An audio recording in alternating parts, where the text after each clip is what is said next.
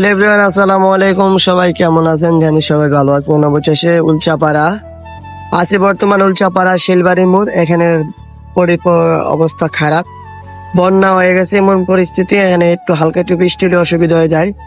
দুদিন যাবৎ বৃষ্টি হয়েছে, আমরা এখানে খুবই একটা মুশকিলে আছি। একদিকে আমাদের দোকানের পর্যায়ে আমাদের ক্ষতি হইতেছে, আরেকদিকে আমাদের রাস্তার দিকে কোনো কাজ কাম করা হইতেছে না।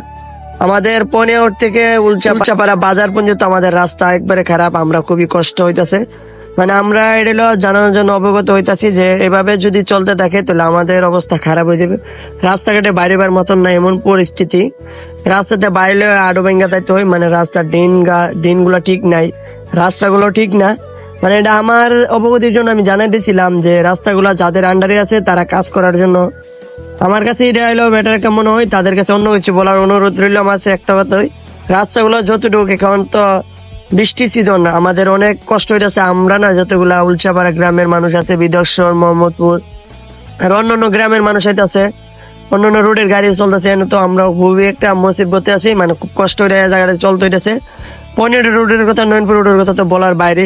ঠিক, আমরা উলচাপাড়া খুব কষ্ট আছে। আমরা তো 10 নং, আমরা ইউনিয়নের, আমাদের যে ইউনিয়নের যারা মেম্বার বা চেয়ারম্যান আছে তাদের কাছে আমার একটা কথা, মানে রাস্তাঘাটগুলো কিভাবে সংশোধন মানে ঠিক করা যায়, ওনাদের কাছে আমাদের অনুরোধ রইল যতটুকু ওনারা পারে ততটুকু করুক। তাদের কাছে আমাদের একটাই আবেদন রইল, আমরা রাস্তাগুলা, আমরা যে একটা কষ্ট করি মানুষ, ঠিক আমি না, আমরা সবাই কষ্ট করি, শুধু আমি না, আমার মতন যত মানে মানুষ আছে জনগণ, তারা কষ্ট করতেছে। এই রুটটা খুবই একটা কষ্ট করতেছে।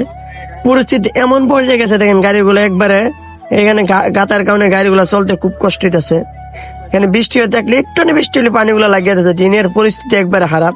এখানে একটা গাড়ি আসার মতো নেই, যে গাড়িগুলা দেখতেছেন, মানে এত ভয়ঙ্কর পরিস্থিতি। এরকম হইলে মানুষের বহুত সমস্যা।